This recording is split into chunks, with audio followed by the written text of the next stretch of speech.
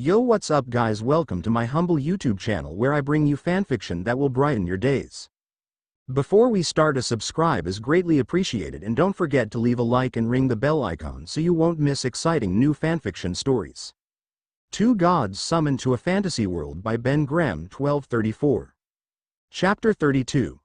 Travel to the Middle Realm. Chloe, Lilith and Yoshino were still floating in the air, observing the five lower gods who were still floating opposite them without moving. Chloe closed her eyes for some minute before opening it in distress. I can't sense Rimuru anywhere in all the dimensions. Where could he be? Isn't it obvious, Mama? Yoshino told Chloe. What's obvious? Do you know where they are? Lilith asked. With how powerful Papa and Miyuki, Sama is, there won't be any world that is strong enough to contain them if they confront each other. The world principles which govern everything will be disrupted and all dimensions will collapse if those two were to fight. With this in mind, I believe that Papa will be confronting Miyuki, Sama at the origin of everything, which is the void that is outside the dimensions where nothing exists.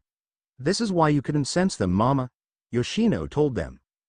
Chloe and Lilith were both looking at Yoshino with a gobs make it expression. Is this really an 8-year-old kid?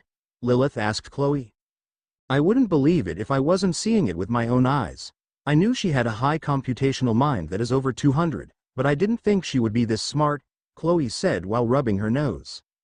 Yoshino blushed from embarrassment, which caused Chloe and Lilith to laugh. Finally, Lilith stopped laughing and turned serious. So Rimuru, Sama is now fighting Miyuki, Sama now inside the void. Actually, there is an 80% chance that Papa and Miyuki, Sama are not fighting with each other, Yoshino told them.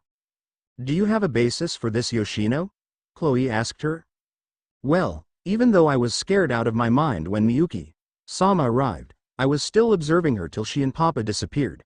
From what I observed, she didn't have any aura active, nor was she bothered by our presence. And the fact that she initiated a conversation with Papa instead of outright fighting him shows that she had no intention of fighting Papa, but rather came to confirm his existence. Yoshino explained her theory. Chloe came and hugged Yoshino to her chest. Look at my beautiful daughter, showing us how smart she is. I can't wait to tell your Papa about this. Can't wait to tell me about what exactly? Lilith, Chloe and Yoshino, who was still being hugged, turned around and saw Rimuru floating behind them. Yoshino freed herself from Chloe and rushed to Rimuru. Papa! Yoshino screamed as she hugged Rimuru. Rimuru hugged her back and carried her in his arms. Chloe and Lilith flew to where he was floating. Rimuru turned his attention to the five lower deities. I've settled account with Miyuki and I have reached an agreement with her. I won't be killing you five, but if you guys break the universal laws again by coming to the lower realm, then don't blame me for being impolite. Dave, who seems to be the leader of the five lower deities, bowed to Rimuru. We will depart immediately. I'm sorry for the trouble we might have caused you. Don't worry about it. Just hurry up and leave. Rimuru waved them off. Dave nodded and opened a portal, which the five of them entered and disappeared from the lower world. Rimuru and the rest flew down to the giant kingdom. All living things in the lower realm were knocked out due to the presence of Miyuki before. The only living thing that wasn't knocked out were Kanade and little Sophia, due to them being directly under Rimuru's protection. Rimuru clicked his fingers and all the giants and every living being in the lower realm woke up from their unconscious state. The confused giant looked around each other, wondering what happened to them. Sophia, who was hiding behind Kanade, rushed out and ran into Rimuru's hand while Kanade followed gently. Kinlith saw Rimuru and his family and rushed to them. Please, Lord Rimuru, can you explain what happened to the five deities? The other giants who heard her question were also curious as to what happened and were listening. Is nothing serious. I sent those deities back where they came from. The lower realm should be safe now, Rimuru told them. Garo moved to stand in front of Rimuru and bowed to him. On behalf of the giant's kingdom, I thank you from the bottom of my heart for rescuing us. Rimuru smiled at him. It was nothing. I couldn't leave your giant kingdom to be destroyed, not when I have the power to do something about it. Anyway, we will be leaving now. Rimuru turned around and walked away while carrying Sophia in his arms, with Chloe, Lilith, Kanade, Yoshino following him. Kinlith saw him leaving and became worried. Please, Lord Rimuru, take me with you. Rimuru stopped and turned to her. Why do you want to come with me? Kinlith looked down and grit her teeth. Because I need to be strong. I am weak and I need the power to protect the ones who are dear to me. I know that following you will allow me to get the power I need. Chloe turned to Rimuru. What do you want to do, Rimuru?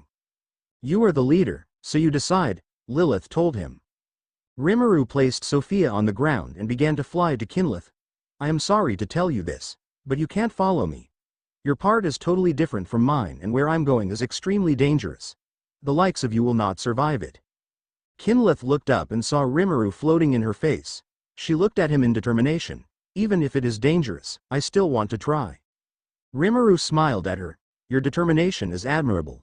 I won't allow you to follow me, but I will give you a part to follow. Rimuru torched her head with his pointer finger and Kinlith began to glow a bright white color. By my authority, I, Rimuru Tempest, hereby bless Kinlith with my blessing. Stars above, planets in the cosmos, the universes and dimensions, with my authority, I command you to protect Kinlith at all times because she is the child whom I have blessed. I hereby grant her the power of space and ask that she use it for the right cause. The glow of Kinlith intensified to the point that all the giants were covering their eyes. Finally, the light died down and Kinlith was seen looking very different from before. She has bright crimson hair and was wearing a female white adventurer's outfit. The most obvious change was that she was no longer a giant, but she was the size of a human 10-year-old girl. Kinlith looked at her hands in wonder and turned to Rimuru and bowed to him. Thank you very much, Master. Rimuru nodded at her. I want you to train here for 2 months to master the power of space that I have given you. After you master it, go to the human kingdom of Spades and ask for Prince Shu. If you meet him, tell him that his lord wants you to join in his party. You will make an excellent addition to his group. I will do as you have commanded, Kinlith said to him. After that, Rimuru turned and left the giant kingdom with his family following behind him. Garo carefully picked up Kinlith in his hand since she is now human size. What will you do now, daughter? Kinlith looked at her hand and felt her aura pouring out of her. I feel a surge of power within me that is so overflowing and overwhelming. I want to start training immediately to master this power. Whatever you decide to do, know that the entire giant race will stand with you, Garo told her. All the giants who were there smiled and nodded to her. Kinlith looked at them with happiness and love before nodding her head to them. It was about 3 days after the giant incident that Rimuru and his family arrived at an empty desert filled with sand. They came down from their carriage and looked around. What is this place, Rimuru?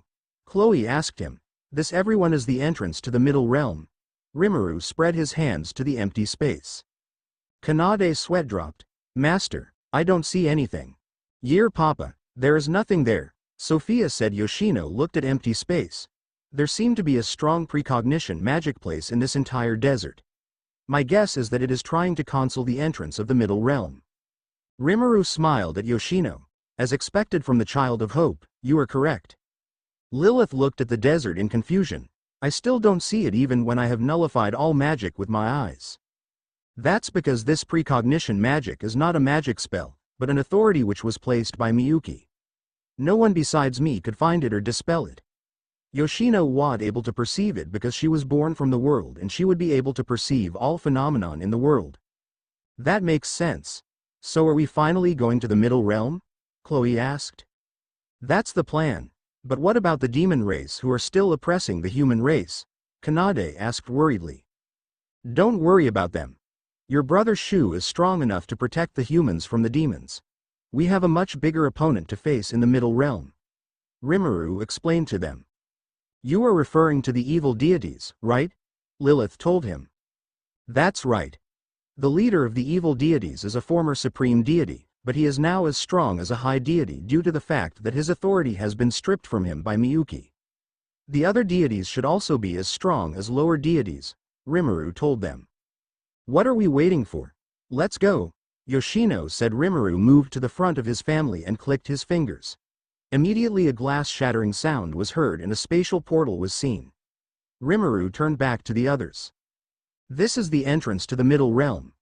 No being from the lower realm can enter this portal, otherwise, they would be immediately erased. This is the authority that Miyuki has placed for all the realm to follow. So also, beings from the middle realm cannot enter the lower realm without permission, Rimuru explained to them.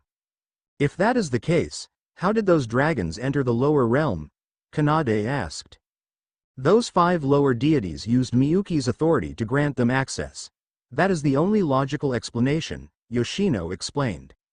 Little Yoshino is right about that. I just want to tell all of you now to remove your perception of common sense in the lower realm while entering the middle realm. Things are abundantly different between the two realms. You will understand this after we arrive. Are you all ready? Rimuru asked them.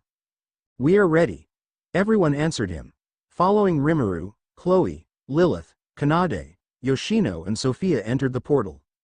After they had entered, the portal vanished like it was never there in the first place. And so, the new adventures of Rimuru and his family is about to begin.